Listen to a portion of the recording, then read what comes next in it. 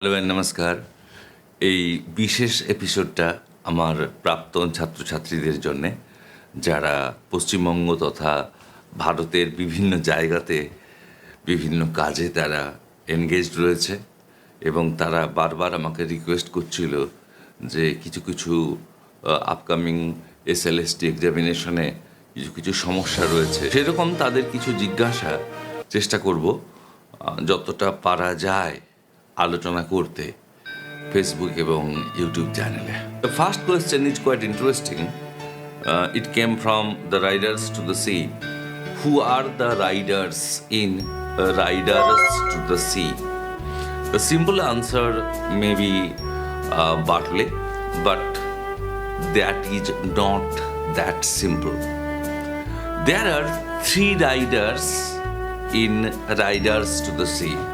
Number one, Bartley is the physical rider, Michael is the spectral rider, and Moria is the intellectual rider journeying from ignorance to intelligence. At the same time, the reader can be described also as a riders, as with Moria, they are also journeying to enlightenment. So, there are basically three riders in Riders to the Sea. Another interesting question, very interesting, that is about Electra complex in Riders to the Sea. The answer is that it is a kind of reader response theory, and J.M. Synge has given no reference to Electra complex directly in Riders to the Sea.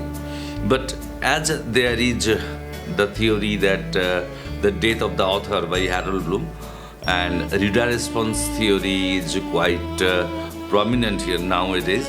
So about Electra complex, we can say that the sea, the hungry Atlantic, is the archetypal temptress tempting Bartley into the sea, and there is a sexual clash between Mother Moria, who tries Bartley to hold back to the house, and on the other hand, the sea is that temptress lady who is alluring Bartley to her grasp. So we can say that there is an Electra complex between sea and Moria, with Bartley in the middle. Moria advocates again and again to Bartley not to go to the sea because she knows that the sea will never return her son back.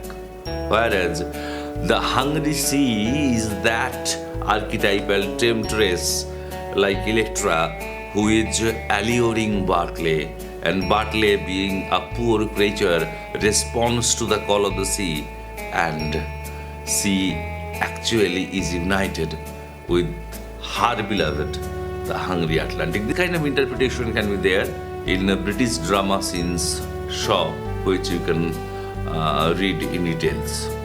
Someone asked, and of course it should be kept in mind, that what is Synge's idea of drama? Now, when J.M. Synge was writing, the Ibsenian influence can be felt everywhere. But J.M. Synge believes that Ibsenian influence is harmful to the spirit of drama. Like Yeats, he seeks inspiration in the myth and legends of the earlier days of Ireland. But where Yeats seeks the element of philosophy in the myth, Synge uses it merely as the core around which to build his studies of Irish life and character. Unlike the problem play of Goldsworthy or the iconoclastic attitude of Bernard Shaw, Synge's play teaches no lesson, has no moral call for reform. This is, in quite brief, Synge's idea of drama, and this can be summed up. That line may be quoted in your question paper. Synge himself said that the drama, like a symphony, does not teach or provide anything. So this is in short Synge's idea of drama. Actually, Synge visited many times to Aran Island after his failure in France as a playwright. Aran Island is a group of islands in the Galloway Bay, 30 miles west of Ireland, and it is composed of three islands mainly: Inismore, Inismar, and Inisiar. So, Riders to the Sea was written on Synge's third visit in the Aran Island, and he wrote a diary regarding what he had seen, the tragedy of that kind on the coast of Atlantic, and the name of the diary is itself the Aran Island. Aran Island does not mean any single place. Another question is regarding the Abbey Theatre.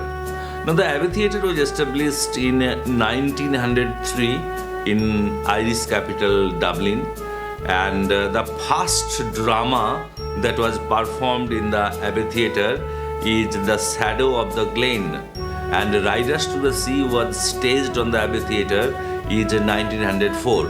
Actually, the basic motivation for the establishment of the Abbey Theatre was that after the failure of Irish Republican Army, who believed that freedom from England should be snatched by power and bloodshed in Ireland, a literary movement was initiated in Ireland by the intellectuals who believed that a theatre should be formed where only the drama of Irish playwright on Irish situation in Irish or Gaelic dialect would be staged.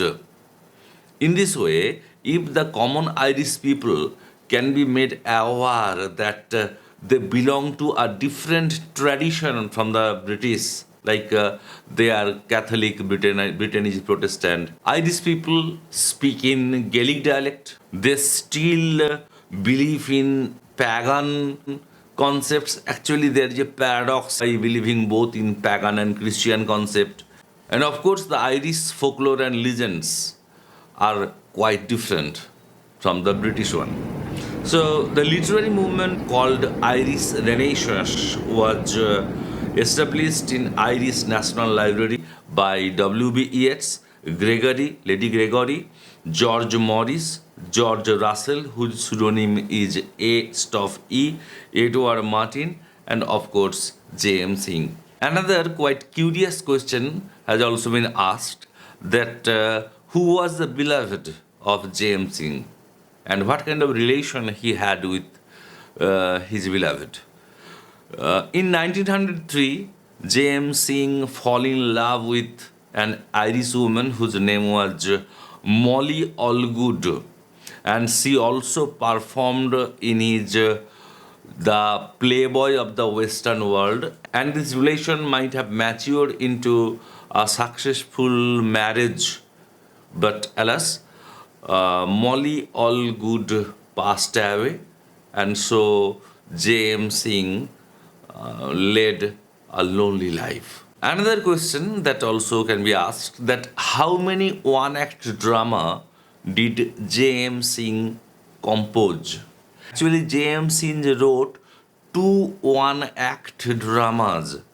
The number one was When the Moon Had Set, which came first, and after that came the second one, The Riders to the Sea. Last question today I will discuss is that one of my student has asked that we call that Riders to the Sea is based on classical tragedy, where destiny red in tooth and claw just devour human beings, where there is conflict between man with more than man, and it is inevitable that man will be perished without, as the Greek tragedy has told us, without any kind of hamartia, without any kind of tragic error consciously done by him. Bartley, he has done a tragic error. Bartley is himself responsible for his death. Paying no heed to his mother's advice,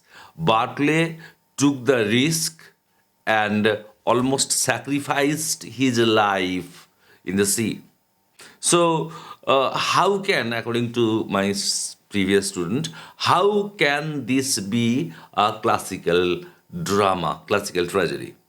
My dear friend, you have to understand that yes, of course, some question may be asked about Barclay's responsibility for his own death. But you have to keep in mind that the tragedy in Riders to the Sea is not of Barclay. The protagonist, the tragic protagonist of Riders to the Sea is Moria, and you will never find any single fault in Moria's character. On the other hand, Barclay thought it's a male obligation, as he is the only male member in the family, to earn bread by selling the two horses. So he took the risk of his life and braved the sea.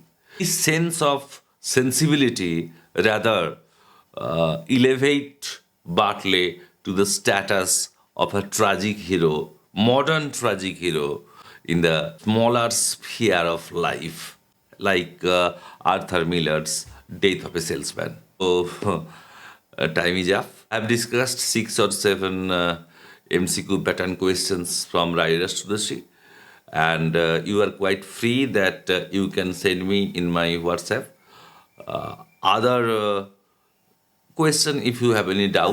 Best of luck, and remember, success dawns upon him who prays and persists. Thank you.